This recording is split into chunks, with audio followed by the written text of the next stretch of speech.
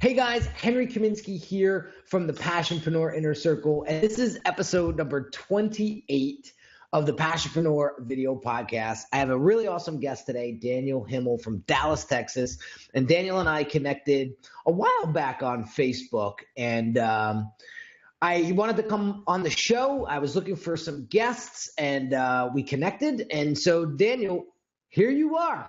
Here I am. Thank you very much. I'm happy to be here. You're welcome. You're welcome. So, Daniel, this podcast has a lot to do with, being passionate about what it is that you do in business and entrepreneurship. And so for those that don't know Daniel, give us the backstory. How'd you get started? Where'd you get where'd you find that passion? And then how did it get you to today? It's a pretty cool story. I was in the middle of corporate America, rising up the corporate ladder very, very fast. I was the manager of e-commerce for Mary Kay for some of their foreign divisions. I was part of building one of the first $1 million a minute e-commerce systems for them. And then as I was rising up through that thing, I realized that I would have all these business ideas and I was able to connect my ability to use tech to those business ideas and really kind of validate them and form a little business really over the weekend. And that was kind of my superpower for a while. And then, as I kind of caught the bug for that and I had some success with that, I started building a plan immediately, like, wow, I need to get out of here. And I started building a business that started equaling my income that I was making in corporate America and decided that at some point I was going to leave. And the legend has it, and it's a true story, is that I walked in and took my bonus check with my left and handed my resignation with my right hand. And then I got walked out. But, I've never really kind of looked back then. And now my whole, my life has changed. I would never, ever, I'm completely unemployable now. I would never, ever work for somebody like that again. Now there's great businesses out there, and that was a great business to work for. That I just couldn't imagine being bridled down by a boss and meetings and cubicles and FaceTime and politics. I just couldn't ever imagine doing that again.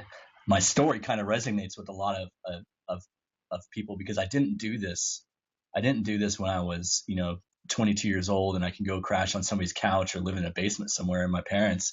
I did this when I was in my 30s. I had 5 kids, nice cars, nice house, and I had to jump ship like that. And that takes a lot of guts and a really great wife and a support system.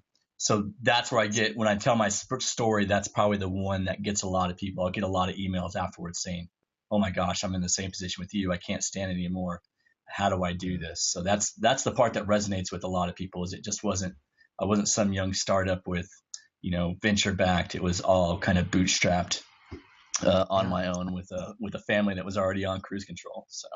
Yeah. So now you got me intrigued. So now, you bust out of Mary Kay and you caught the bug, right? You got some great ideas. Now what? Yeah. So my first idea was this, I built a speed dating site for babysitters, and it sounds crazy, but the idea was because I had lots of kids and it was hard to find babysitters. And if you had a good babysitter, you weren't giving their names out because then you would lose access to that babysitter. So I had this idea that, hey, we're gonna join moms and babysitters, and they're gonna speed date. They're gonna talk to each other for a minute and a half in these little events, and then at the end, because some babysitters will not, they would be like, I would never babysit for that lady. She's crazy. And then also the moms would be like, that person is not capable of babysitting my kids. So at the end, they would put, hey, this is who I would babysit for, or this is who I'm interested in. And we would connect the two together, and we charged $65, something like that, for the moms. That barely got rolling. We only had maybe 5 or 6 events under our belt that was successful. And we had somebody approach me and said, hey, we want to buy this. And I was like, wow, I didn't even know this was possible. And I had that sold for very little money, but it was just like this idea of like, man, people buy companies. That's amazing. And it was just a little website, and it was a funny idea. And they took that. So I started scrambling for my next idea, and I was training for a triathlon. And when you're training for a triathlon, there's kind of a couple ways you can do it. You can go, at least back then, it was 7 years ago. You can go back and you could buy a plan online. You could download an Excel spreadsheet and it says, hey, you're supposed to do this today, this tomorrow, and you buy that for $100, $200, or you could hire a personal trainer that was kind of local, and that would he would train you local, and that would cost $300 to $500 a month. And there was like this void, like where I was like, nobody's using the internet to kind of join the two. You should be able to build a community. This is before Facebook private groups and all that stuff. You should be able to build a community where they can give these plans to people, but you could also ask your coaches questions and stuff like that. So from the ground up, I built a software platform that just does that allowed coaches to scale across the nation, and kind of had this hybrid thing where they could have discussions with their athletes. The athletes felt like they were really part of the team. They could have coach chat, all kinds of things. That's sick. And I built that over the years, and that was what sold this year. But you got a lot smarter this time. You didn't sell it for peanuts. Please tell me that. I didn't. But again, I did miss a window. I kind of sold it on the downhill. I should have sold it up on the uphill. A lot of people are doing what my platform would do in Facebook groups and stuff like that. It still had some pros to it. But if I would have sold it maybe 2 years ago, I lost millions of dollars if I would have sold it 2 years ago, I think. But it was a great experience. And during that time, over the last couple of years, and this is kind of a cool part of the story, is how you could take an idea from nothing and build a real business around it. Is during that time, I have a lot of boys in the house, and one of the boys is a baseball player. And in Texas and in many other states, if you play baseball in middle school, they don't have a middle school team. They have a football team, a basketball team, volleyball team, but because of different reasons, some schools don't have a middle school team. And so if you're a baseball athlete, you never get to wear your school's colors, and sometimes you don't even know that you're an athlete, because all you do is play baseball on a club team or on the weekends. So I got together, I was having a beer with one of my friends that is a baseball guy, and I said, what if we built like a tournament and put these kids together, no matter what team they normally play on, just for one weekend, regardless of their skill level, let's put them under the banner of their school and face the schools versus each other. And then we'll do it for one weekend, and then they could go on their way. So from 6 weeks, and that was just an idea, from 6 weeks to actually having players on the field, it just took those 6 weeks, and we had this tournament. And we thought it was going to be really fun, kind of a novelty thing, maybe that we would run it as a hobby, but it went crazy. So the first year we had 300 players. And now 5 years later, we have 4,000 players. So let me stop you right there, because this is a great lesson learned, and this is a great point. So obviously, Dan, can I call you Dan? Yeah, great. Okay, Dan, you did some homework, and you knew that in your state and in your community, you knew that people loved baseball, right?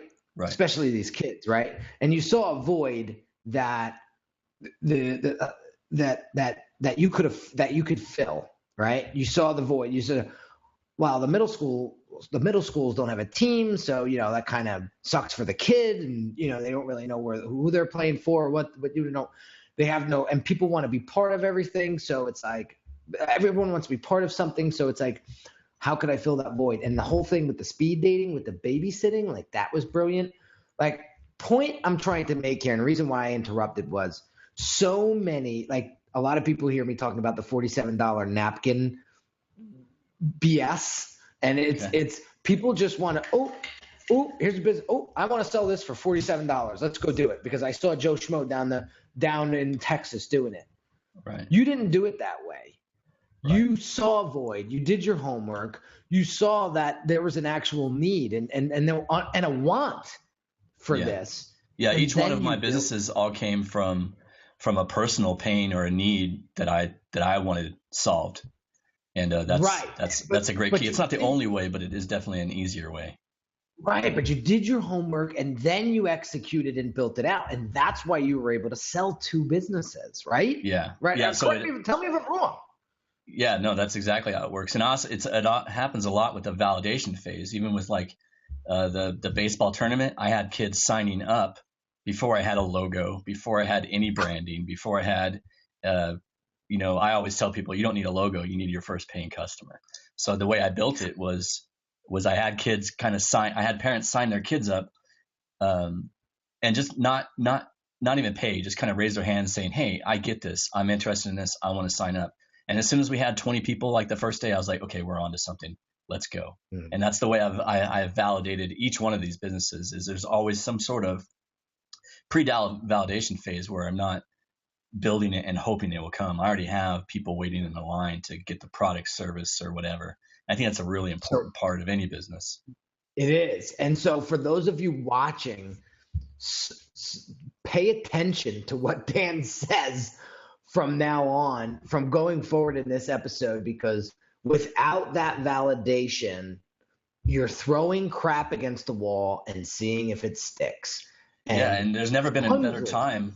Yeah, there's never been a better time right now, because there's no excuse for it either. Because in Facebook, you could validate with Facebook ads, you could validate a business idea with $100 in a weekend.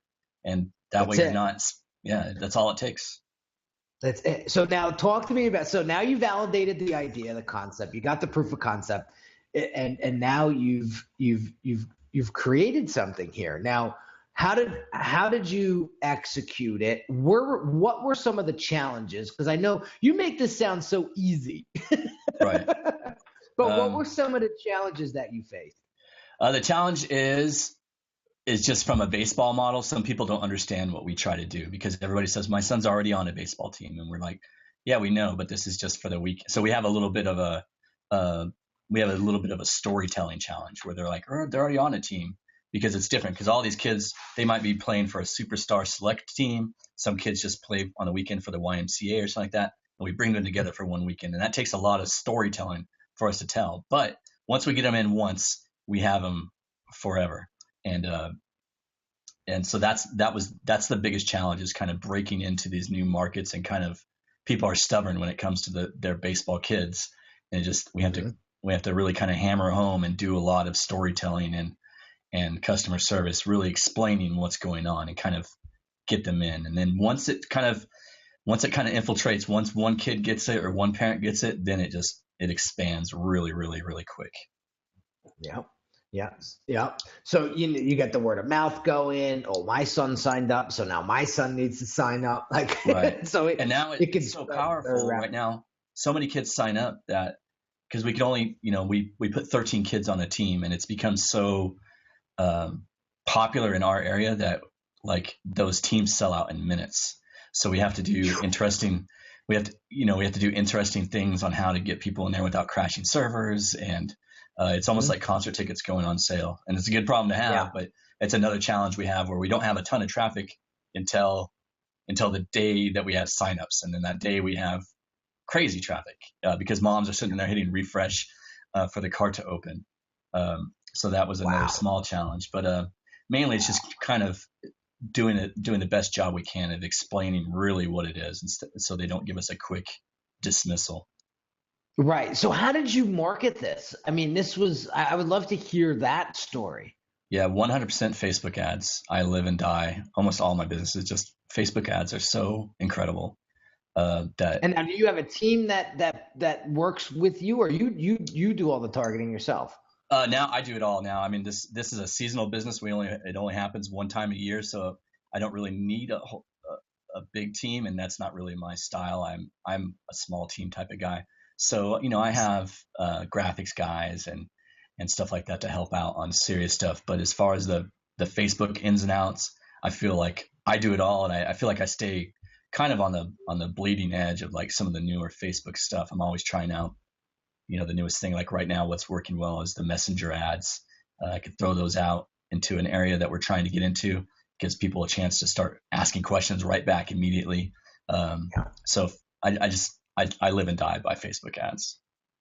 Got it. Yeah, I mean, I know people that live and die by Instagram influencer marketing. So I mean, whatever, to each his own, to each his own.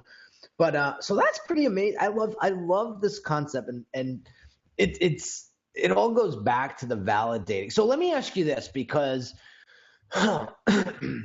this is kind of what grinds my gears a little bit.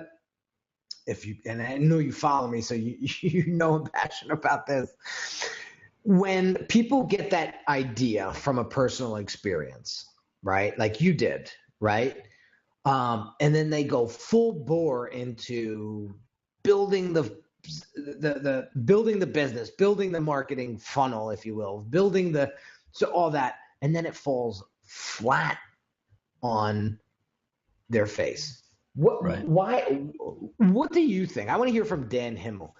Why do you think that happens? It's just they don't validate in front. You need to do simple validation, a weekend before.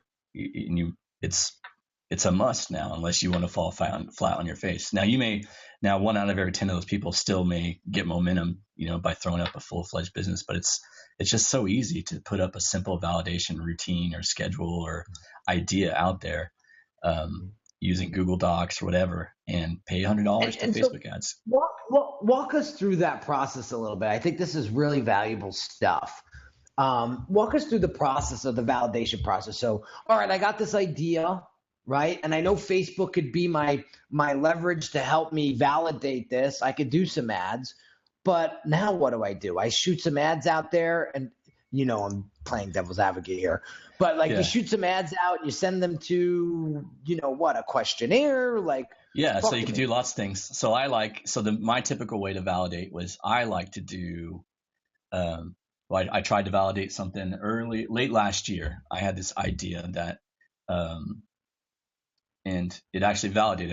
And somebody could take this if they want, but I had the idea that mentorship is a big deal right now, and you can gain so much knowledge. I have mentors. I'm sure you have mentors. You gain so much knowledge by actually physically being with that person and seeing how they run day in and day out.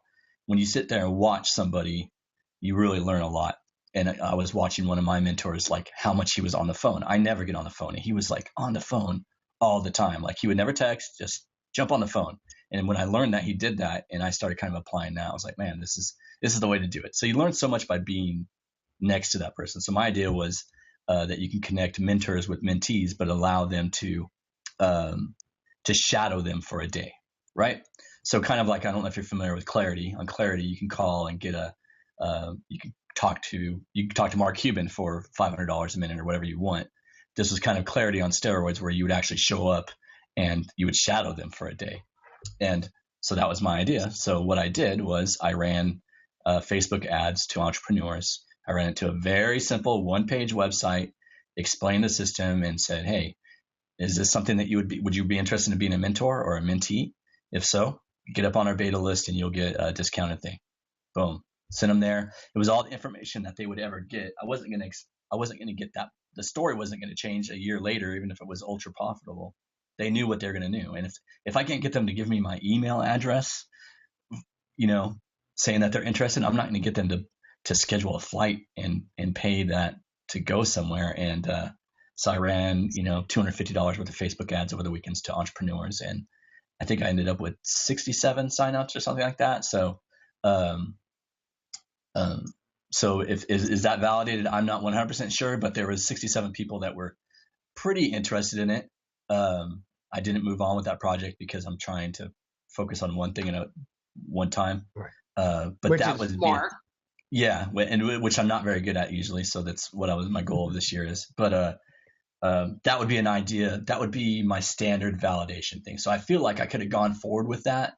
I felt that was lukewarm. So I felt like that at least involves some investigation. But if nobody's going to leave their email address and you're sure your targeting was correct, then you wasted $250 in a hour-long website, and but you just say it because most people would have gone out there, okay, I know this runs into your space, but oh my gosh, I need a logo and I need all this and I need to pay $5,000 to a developer and I need, to build they'll build the whole concept out, maybe even a whole website if it's like a SaaS type product before they even anybody's ever said yeah, here's my money. Right.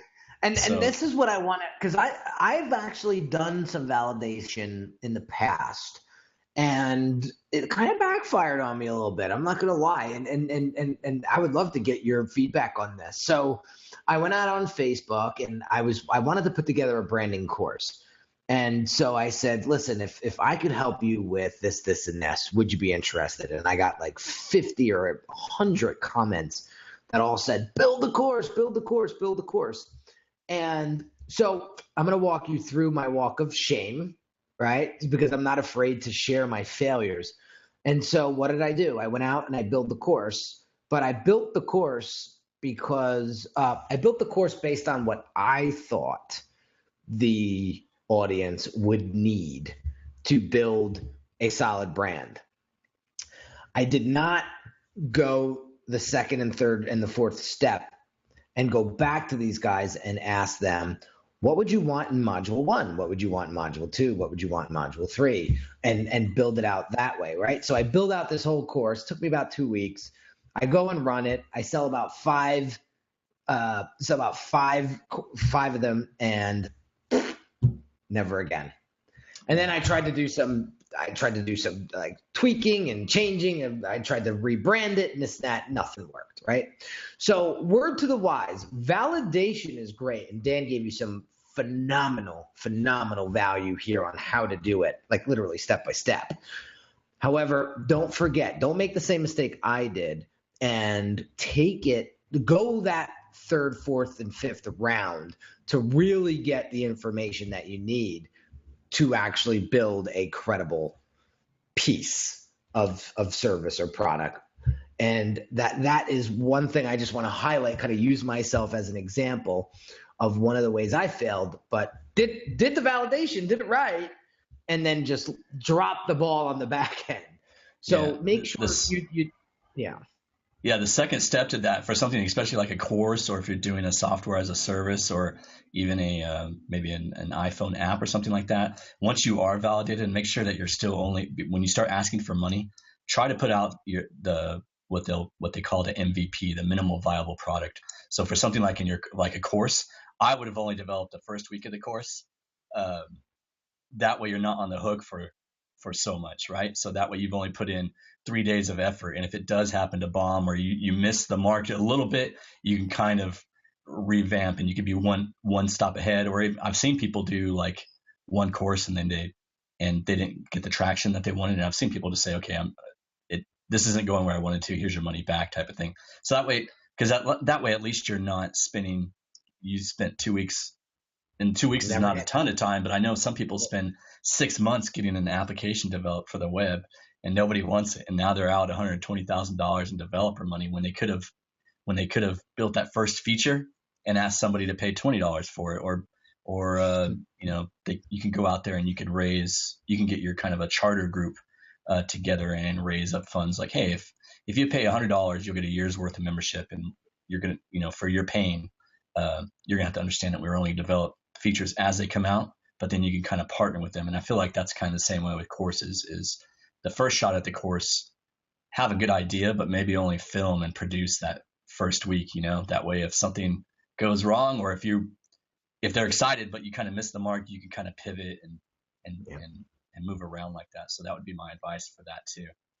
That's awesome. Yeah, listen to what Dan is saying. I mean, this is smart. This is working smarter, not harder in your business. Right. And I talk about this constantly inside of the Passionpreneur Inner Circle is, I know people that work 5 hours a week and they're doing $10,000 weeks. Right. I mean, that's a beautiful equation right there, and so work smart. And Dan's giving you, literally the step-by-step on how to validate, how to create a most viable product, an MVP. And understanding this will save you tons of time and tons of money. So we're just about at the end of this. Dude, Dan, I could talk to you for days about this stuff. Me too. But we're coming to the end here. What is one piece of advice that you can give entrepreneurs that are either just starting out or entrepreneurs that are looking to break through that glass ceiling and take their businesses to the next level? What could you say to them? It was kind of just an overview of kind of what I said. Is just make sure. Well, first of all, you can make money at anything. I'm making the baseball tournament's going to make $500,000 this year, and it's a baseball tournament for youth. So you can make money at anything. Who would have ever thought that you can make, and this is a little kid's sport, you can make money at anything, and there's a way to do it. You just have to kind of dive in and figure out where that is. We made money speed dating for babysitters. Who would have ever thought? And then I figured out how to make it I was just training for a triathlon. How can I turn that into business? Whatever you're doing, there's a pain point in there that you can grow. You're just going to have to kind of dig and be kind of creative. Have a brainstorming session with your family, your friends. You can come up with something. But not everything has to be about what you're living. And if you're going to take something else, just make sure that you validate. And there's lots of courses out there on validation and stuff like that. But if you just stick with the idea that before you make a logo, before you build out your product, before you build out any of that stuff, make sure you spend some time, learn Facebook ads, learn Instagram, influencer marketing, something where you can get people to your site and at least start raising their hands, hopefully in a way that commits them a little bit before you spend thousands of dollars and hours of your time producing something that nobody wants. Dan, dude, thank you so much. You are like the voice. You just said it so perfectly. Like, I appreciate you for coming on today and talking about this topic. I think it's so important. It's going to help so many of our viewers and so many of our audience that it just saves so much time and energy and money. Like, I can't thank you enough for spending the time with us today and just sharing your experience, sharing your knowledge, sharing your backstory, and showing people that you truly can monetize your passion, but there is a strategy, there is a process behind it, and you have to stick to the process. You got to believe in it. So, Dan, thank you so much, bro. I appreciate you for coming on the show. My pleasure. Thanks, Henry. Guys, episode number 28 is in the books. Daniel Himmel. It's all about validating your concept, proving it to yourself and proving it to your audience that it's worth it, and working smarter, not harder. Hope you enjoyed this episode. Hope you got some value out of it. We will catch you on the next episode, guys. I'm Henry Kaminski from the Passionpreneur Inner Circle, and have an awesome day. Talk to you soon.